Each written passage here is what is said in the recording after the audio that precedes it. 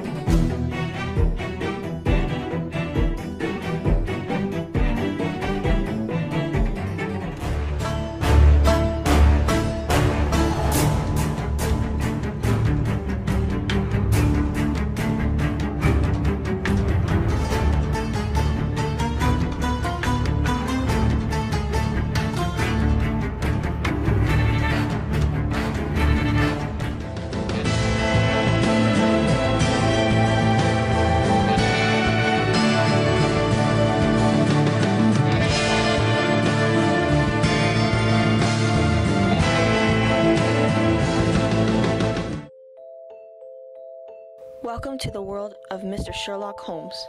Mr. Holmes was created by Sir Arthur Conan Doyle in 1887, but did you know that Doyle based Holmes on an actual doctor? Yes, Dr. Joseph Bell was the original Sherlock Holmes, making Doyle Dr. John Watson. Since I mentioned him, Dr. John Watson is an army doctor that is sent home from war due to an injury. How he came to be Sherlock Holmes' faithful companion, it's a little blurred through all the renditions. Mr. Holmes did not just have his dear Watson by his side. Holmes has interacted with the brother, the inspector, the landlady, the woman, and the spider. Every character had some sort of responsibility to Holmes' character.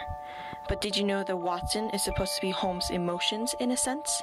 Holmes is portrayed as a high-functioning sociopath. Do your research. Yes, thank you, Mr. Cumberbatch. Dr. John Watson over the years has been portrayed the same way. Shorter than Holmes, medically intelligent, and a boy. However, everything changed when the CBS rendition of Sherlock created a female Dr. Watson, Joan. Whether this was a good decision on CBS's part, well, the ratings tell the story.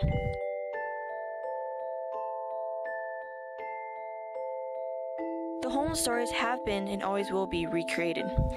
In the beginning, I showed you 4 adaptations of the story with 4 actors. However, did you know that Sherlock has been played by more than 70 actors in over 200 movies? I can say now, I'm not showing you 200 movie clips. It's pretty obvious that Sherlock Holmes is a widely admired character, hence all the adaptations of Doyle's stories. Who are you? What? Oh. Basil of Baker Street, my good fellow.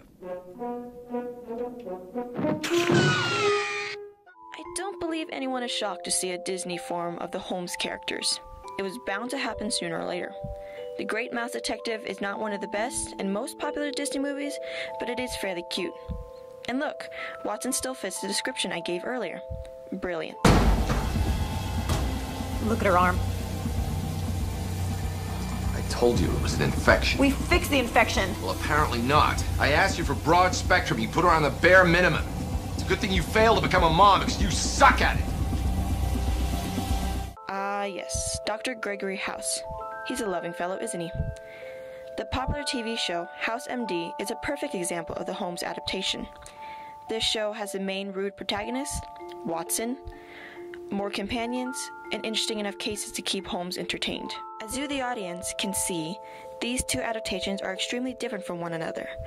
One has a rat, and one has a devil incarnation. Very different. Even though there are multiple accounts of Sherlock adaptations, it is also clear that many current and classic TV and movies were influenced by Doyle's stories.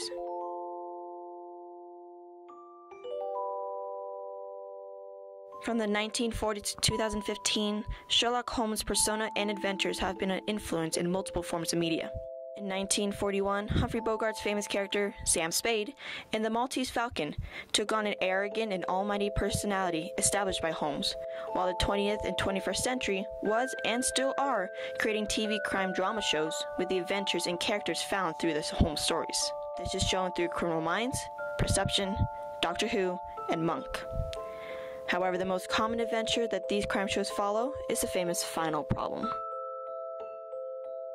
I'm sorry, but now it is time to kill Mr. Sherlock Holmes. Did you know that Doyle did not want to write his stories anymore, resulting in the detective's ultimate demise? And Doyle brought Holmes back after 8 years. This was the final problem in The Fall. As I mentioned before, the final problem in The Fall is commonly displayed in TV crime shows such as Emily Prentiss from Criminal Minds and Neil Caffrey from White Collar. The famous fake death written by Sir Arthur Conan Doyle shaped the way any crime show or drama show runs its plotlines.